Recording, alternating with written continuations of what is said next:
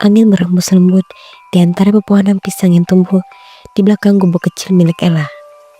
Dari kejauhan, tampak seorang perempuan berabaya. Dialah Bu Ani, sedang menuju ke rumah Ella. Kamu Ella ya? Saya sering dengar orang kampung ngomongin kamu. Kamu anaknya almarhum Pak Sarmo kan? Iya Bu, betul.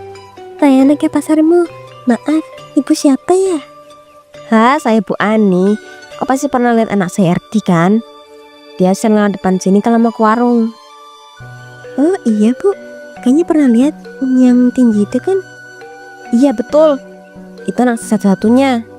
Saya ini sebenarnya mau bersesuatu sama kamu lah. Punya waktu sebentar nggak? Ada Bu, silakan duduk. Saya bikinin teh ya. Gak usah repot, saya cuma ngomong dikit kok.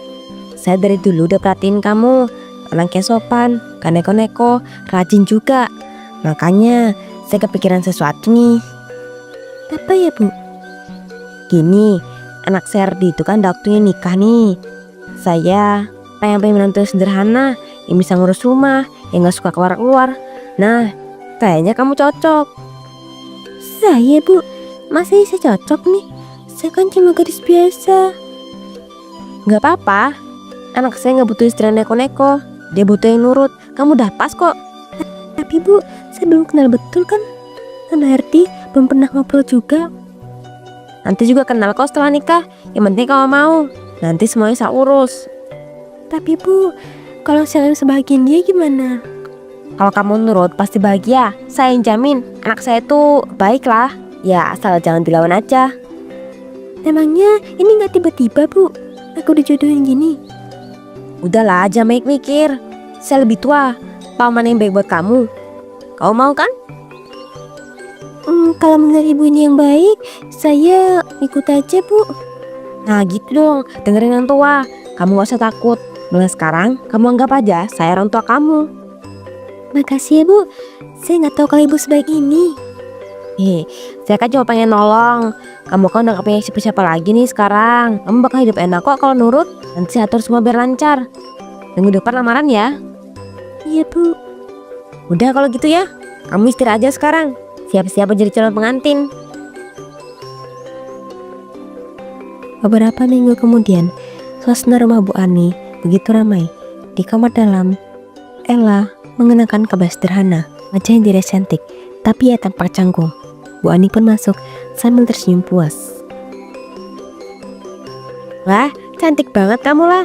Saya gak nyangka kamu bisa cantik ini. Cocok banget kan jadi istri Erti? Iya Bu, saya juga gak nyangka bakal kayak gini. Rasanya deg-degan banget. Aku gugup nyari bahagia kamu. Mulai sekarang, kamu bukan nelayatin piatu lagi. Kamu udah punya keluarga. Makasih ya Bu, saya bersyukur banget bisa diterima di sini. Saya bakal berusaha biar ibu gak kecewa. Bagus kalau kamu tahu diri gitu. Di rumah nanti, kamu harus rajin, gak boleh malas, dan jangan ngelawan juga. Iya Bu. Nah gitu. Soalnya banyak tuh menantu zaman sekarang gak tahu sopan santun. Tapi kamu beda kan? Insya Allah Bu, saya bakal hormat kok. Terus saya juga orangnya gak bisa lihat rumah berantakan, cuma harus rapi. Jangan nanti kalau udah tinggal di rumah anak saya, kamu leha-leha aja. Saya bisa kerja kok Bu. Dari kecil juga udah sering ngurus rumah. Kamu tahu nggak? Banyak loh yang ngomongin di belakang saya waktu tahu saya mau jodohin kamu sama Erdi. Mereka bilang kamu nggak pantas lah. Tapi saya yakin ya, kamu ini pasti bisa kan? Jadi istri yang nurut. Iya Bu, saya bisa. Makasih udah percaya sama saya ya. Bagus, tapi ingat ya, kalau kamu bikin malu keluarga saya nggak bakal diem aja. Iya Bu. Yaudah, siap-siap ya. Nanti pas acara, kamu harus senyum. Jangan kelihatan takut. Nanti orang-orang kira kamu gak ikhlas. Iya Bu. Beberapa minggu kemudian, pagi itu, Ella seperti biasa bangun di awal, menyiapkan sarapan dari sisa beras kemarin. Erdi masih tidur. Setelah menyiapkan di meja, Ella duduk sambil menghitung uang yang tersisa. Hanya cukup untuk 2 hari lagi. Tak lama kemudian, Erdi keluar dengan wajah kusut. Mas, ini uang belanja udah hampir habis. Uang belanja terus. Emang kamu pikir duit jatuh dari langit apa? Aku mau ke warung beli beras sama sabun ya. Aku membeli kebutuhan pokok mas, kan kita makan juga perlu bahan. Ya udah, kamu aja yang kerja, ngapain minta-minta terus? Tapi dulu Bu Ani bilang Mas RD bakal nafkahin aku setelah nikah. Apa sih, aku males kerja, pusing, mending nongkrong aja. Tapi mas, gimana jadi kalau kita nggak punya penghasilan? Cewek kayak kamu banyak yang bisa kerja, ke warung, ke rumah orang, ke sana sini, usaha dikit kek. Udah, aku mau pergi dulu sama teman-teman. Aku juga nggak tahu harus kerja gimana. Capek aku denger ocehan kamu. Nanti sore aku balik, jangan nyariin ya. Mas mau kemana? Sardi, tapi Erdi sudah pergi. Ella menatap kosong ke arah pintu, matanya berkaca-kaca. Ia pun menghapus air mata dan melanjutkan beres-beres rumahnya.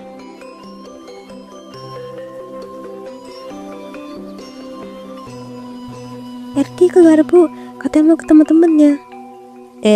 Kau masak apa hari ini? Belum masak bu, tadi mau ke warung, tapi uangnya belum dikasih Mas Erdi.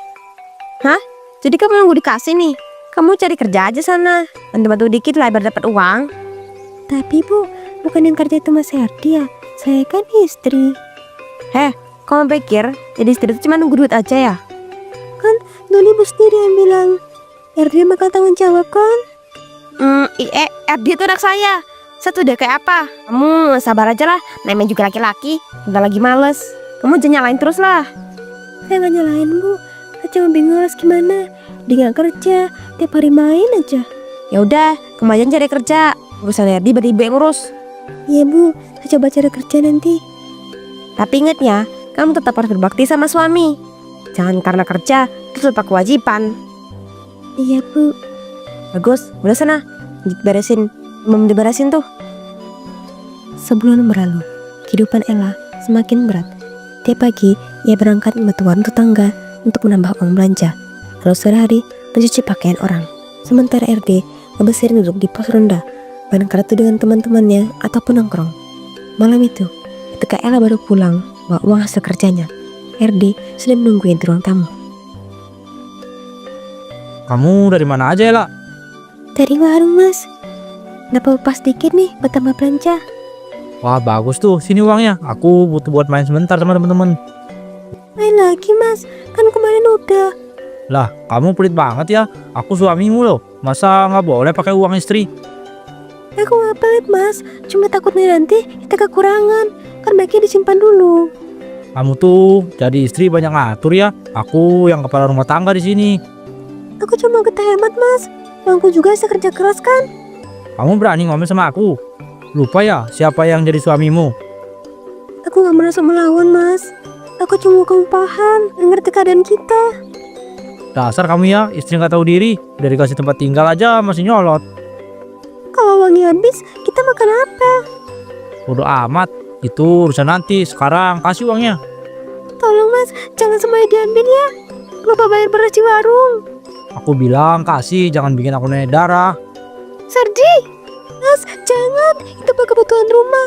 Jangan diambil semua mas. Udah diem aja, aku bawa dulu uangnya. Mas mau pergi kemana lagi? Ntar uangnya habis. Gak usah ikut campur ya. RD pun pergi lagi. Ella yang bisa mantap kosong saat RD pergi dengan uang hasil kerja kerasnya. Ia pun memutuskan pergi sama Bu Anissa itu juga. Ngapain di sana? Lah, kamu belum datang? Kenapa? Saya mencerita soal RD. Dia marah-marah. Terus ngambil semua simpanan saya, Bu. Ya makanya, kamu menurut aja sama suami. Namanya laki-laki, kalau mintanya kasih aja. Tapi Bu, kalau itu hasil kerja saya sebulan. Saya begitu, biar kita bisa makan cukup. Kamu tuh harusnya bersyukur ya. Dari nggak punya keluarga, sekarang udah punya keluarga. Lihat tuh, menantu Ibu Risa, nurut banget. Bisa bantu keluarganya juga mertua sekalian. Tapi Bu, dulu Ibu sendiri kan masa saya nikah sama RD, Ibu bilang saya bakal bahagia, bakal nafkahin. Tapi kenyataannya, saya malah disuruh kerja, sementara RD nggak apa-ngapain. Jangan saya gitu ya. Saya cuma cerita sebenarnya Bu, saya capek. Saya kerja siang malam, tapi nggak dihargain. Ya itu kan, ya pokoknya kamu tuh jadi menantu keluarga saya. Kamu harus nurut sama suami dan mertua. Tapi sampai kapan Bu? Saya terus disalahin gitu aja. Sampai kamu bisa benar jadi istri. kok kerja aja udah, jangan ngeluh. Udah sana pulang, udah larut. Ella melangkah pulang dengan lemah. Indra sering memberontak, tapi ya tidak bisa apapun sisinya. Beberapa bulan kemudian, siang itu rumah Bu Ani tempat penuh tamu dan sanak saudara.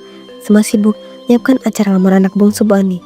Sementara di kamar belakang, Bu Ani memanggil Ella. Ella, sini dulu, bantuin ibu cepet. Iya Bu, sebentar ya, saya lagi naruh piring dulu. Datengin aja dulu, penting ini. Nah Ella, ini calon menantu baru ibu, namanya Rosa. Tolong bantu rapin kebayanya, biar nggak kusut. Dari tadi tuh, yang aja tuh rapi. Nah, salam kenal Mbak Rosa. Boleh saya pegang ini bagian belakangnya? Boleh banget, makasih Ella. Dari tadi, takut narik sendiri, soalnya kan halus banget. Lihat tuh Ella, Rosa ini dapat PNS tahu. Dia punya udah mapan, rapi pula orangnya. Kebayanya aja ini dari dia sendiri loh, bagus banget kan? Iya Bu, kebayanya bagus, cocok banget sama Mbak Rosa. Aduh Bu Ani, jangan berlebihan. Saya juga masih banyak kekurangan kok. Ah, tapi emang kenyataannya gitu loh. Ibu senang banget anak ibu dapat calon mantu kayak kamu. Udah kerja tetap, gaji lancar, orang tuanya juga terhormat. Ella, kamu maju dari Rosa ya. Hidup terus penyara, harus bisa bikin keluarga bangga. Jangan cuma kerja seadanya, duit kecil, pilaganya udah berjuang keras. Iya Bu. Ibu senang banget kalau kamu bisa akrab sama Rosa. Siapa tahu nanti mau kecipratan dikit lah rezekinya. Kalau deket sama yang beruntung, kan bisa ikut ketularan hoki tuh. Saya senang kok Bu bisa kenal Mbak Rosa. Mudah-mudahan saya bisa baik belajar ya Mbak. Wani, jangan gitu dong, nanti Ella jadi gak enak. Saya yakin Ella juga hebat kok, cuma jalannya beda aja. Anggap apa Rosa, kalau udah biasa kok saya omongin kayak gitu, iya kan Ella? Iya Bu. Tolong benerin bagian pundak sebelah kiri juga ya. Dari tadi kayaknya miring dikit. Iya, bentar Mbak. Nah udah cantik, ayo Rosa, kita keluar nyambut tamu nih. Dan kamu Ella, kamu di sini aja dulu ya, gain barang Rosa, sama sekalian beresin kalau ada yang berantakan. Gak apa-apa Bu, Ella ikut kita aja ya. Kamarnya dikunci di luar. Gak usah, ngapain dia ikut keluar? Dan bisa dibanggain juga, udah yuk. Bu Ani segera menarik Rosa keluar. Ella terdiam, tak sadar air mata yang menetes. Beberapa bulan kemudian, Ella sedang menjemur pakaian ketika terdengar suara ketukan pintu di depan rumah. Ia langsung ke depan dan membuka pintu. Ternyata itu Bu Ani. Nih, Bu bawain makanan sama baju dari Rosa. Makasih ya Bu, tolong sampaikan juga ke Mbak Rosa. Kamu jangan kesenengan ya, mentang-mentang Rosa baik, jangan sampai kok malah malas kerja. Iya Bu. Rumahku masih kayak gini-gini aja ya lah, ada perubahan. Mana si Erti, kok gak kelihatan? Erdi udah 2 hari gak pulang Bu. Saya gak tahu juga dia kemana. 2 hari? Dasar anak itu. Udahlah, nanti juga balik sendiri kan. Yang penting kamu jangan ninggalin rumah, tetap kerja kayak biasa ya. Urus rumah, jangan ngeluh. Iya Bu. Oh iya, nanti malam ada pengajian syukuran buat Rosa. Dia baru naik jabatan, mau datang bantu-bantu ya. Jam berapa Bu? Jam 7 malam. Kamu datangnya sebelum maghrib, biar bisa bantu beresin juga. Dan bajunya pakai aja baju Rosa. Kalau baju kamu pasti kurang pantas buat acara. Iya Bu. Biar kata agak rapi dikit dong. Kamu aja dari dia tuh Ella. Udah kerjanya bagus, gajian tetap, rajin pula. Dah, saya pulang dulu ya. Jangan lupa nanti malam datang. Iya Bu. Malam itu, halaman rumah Bu Ani ramai tamu yang datang menghadiri syukuran. Ella datang menangkan baju pemberian Rosa. Saat waktu makan tiba, Ella mengambil sendok, hendak ikut mengambil nasi setelah semua tamu selesai. Namun, tangan Bu Ani cepat menahan tangannya. Lah, nanti aja kamu makannya. Tolong bantuin di belakang tuh. Ibu pada kelelahan, banyak minum. Tapi Bu, ini udah kotor terakhir. Kalau cek belakang sekarang, nanti gulanya udah habis. Nanti juga disisain kok. Udah sana, jangan banyak alasan. Bantu dulu. Iya Bu. Ella pun ke belakang, bantu bereskan gelas serta mengisi air. Waktu berlalu, dan ketika ia kembali ke depan, tamu-tamu sudah bubar sebagian. Di meja prasmanan, piring-piring kotak menumpuk. Ia melihat Rosa di sana, sedang merapikan baki. Ella, kamu udah makan belum? Belum Mbak, tadi saya disuruh bantu ke belakang dulu. Kok belum? Loh, gulanya udah habis loh ini barusan. Tapi kata Kata ibu tadi saya disisain, Mbak. Bu, bukan tadi ibu bilang sisain buat saya. Oh, lupa. Udah. Tuh, ada tempe goreng sisa kemarin dapur. Kalau kamu mau makan, makan aja. Ya ampun Ella, nanti kamu sebelum aja ya makanan buat dibawa pulang. Kasihan belum makan dari tadi. Ngapain, Rosa? Biarin aja. Ella kan lebih suka tempe tahu daripada daging. Iya kan, Ella? Iya kok, gak apa-apa, saya gak apa-apa. Saya langsung pulang aja sekarang ya, gak usah repot. Ella tersenyum tipis lalu berpamitan, segera menjauh dari sana. Tiba-tiba keesokan paginya, kampung dikemarkan dengan kabar mengejutkan. Bu Ani berteriak dari dalam rumahnya. Tolong, kaki saya. Kakinya meledak tak bisa digerakkan. Ia menangis terseduh. Tolong saya. Ampun ya Allah. Ampuni saya. Sejak saat itu, orang-orang kampung saling berbisik tentang keanehan itu. Bu Ani tak lagi bisa berjalan. Abrak lumpur mendadaknya menjadi buah bibir warga, tanpa seorang pun tahu apa penyebabnya.